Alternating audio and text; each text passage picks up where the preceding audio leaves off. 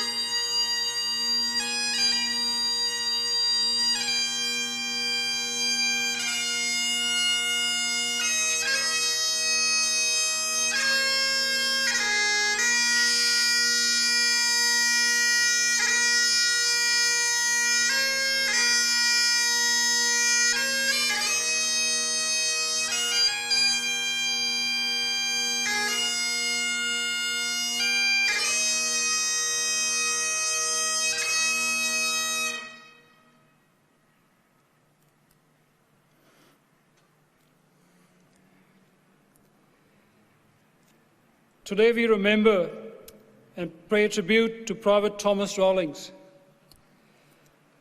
Thomas Henry Rawlings was born in 1898, one of 5 children of Thomas and Mary Rawlings of Mildura in northwest Victoria. The Rawlings family, well known and respected in the local community, with Thomas's father being the chairman of the Mildura Irrigation Trust and presiding in the local police court in the years before the war.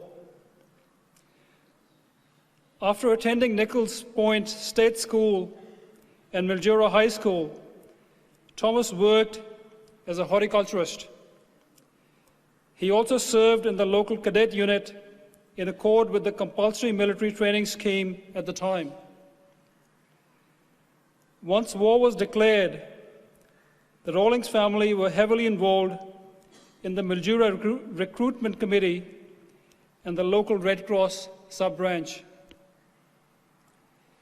Thomas Rawlings enlisted in the Australian Imperial Force in Mildura in March 1916, immediately after his 18th birthday. According to the local newspaper, he was so desirous of doing his duty to the Empire that his parents did not stand in his way. He spent 3 months training at Epsom Racecourse in Bendigo and the military camp at Camberwell near Melbourne, after which he embarked for the training camps in England and as an original member of the 38th Battalion. The battalion spent several more months training at Lark Hill on the Salisbury Plain in Wiltshire before sailing for France in December 1916. Rawlings entered the trenches of Western Front for the first time in the relatively quiet nursery sector near the town of Armentières, where the 38th Battalion learned the rigors and routine of French warfare in France. Here they patrolled no man's land at night and carried out trench raids on Germans opposite them. Rawlings was in hospital recovering from a minor inflammatory complaint when 400 members of the battalion conducted its big raid on the German trenches near the Hoop Lines in February 1917. His major action on the Western Front took place at nearby Messines on the 7th of June 1917, when the 38th Battalion captured and held the devastated German defenses following the detonation of 19 underground mines beneath the Witzcat-Messines Ridge. In the following weeks, British conducted a major offensive that sought a breakout to Ypres salient and reclaim the northern Belgium coastline from the German army. The Australians were involved in a series of methodically planned attacks carried out on a limited front, which drove a wedge into the German defense towards Passchendaele village. The 38th Battalion was involved in the attack at Roodsender on the 4th of October 1917, in what was one of the last successes of the Third Battle of Ypres before the campaign bogged down in the quagmire of thick, glutinous mud.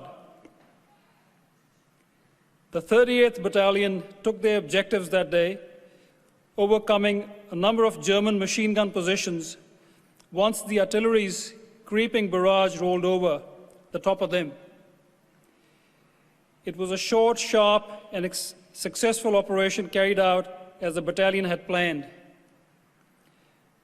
According to the officer commanding Alpha Company, of which Thomas was part, there was no conspicuously gallant acts, but the whole of company went over without exception, animated by a desire to do their duty to the utmost.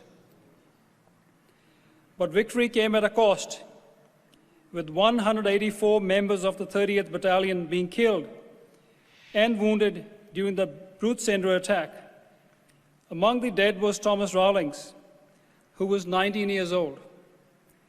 His body was never recovered from the battlefield, and today his name is listed on the Meningate Memorial to the Missing in Ypres among 6,187 Australian soldiers killed fighting in Belgium who have no known grave.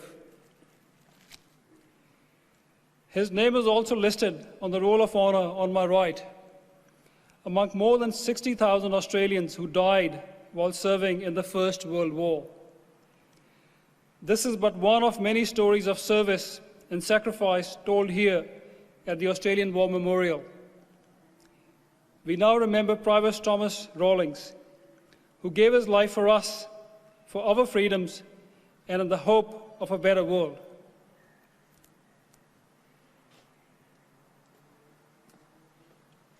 Please stand for the reading of the Ode and the sounding of the last post.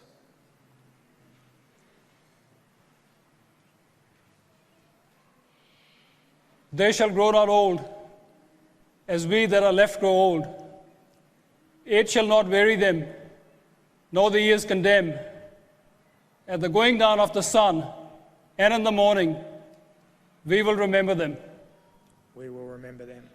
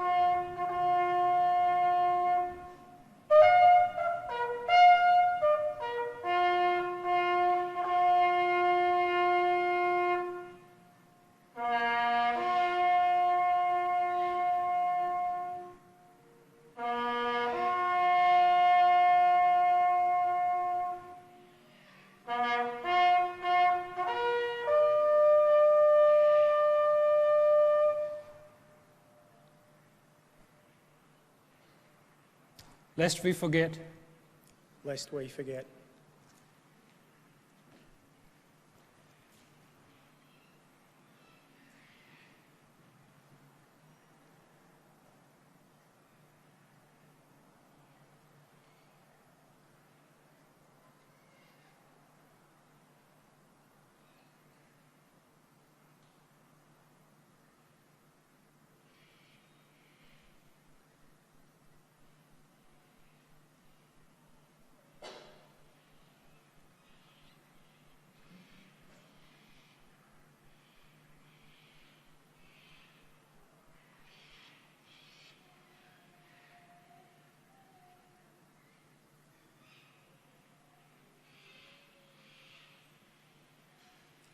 We leave you this evening with the words of the memorial's founder, Charles Bean. Many a man lying out there at Pozières or in the low scrub at Gallipoli with his poor, tired senses barely working through the fever of his brain has thought in his last moments, well, it's over. But in Australia, they'll be proud of this. Ladies and gentlemen, this concludes the last post ceremony. We thank you for visiting the Australian War Memorial and wish you all a very good evening.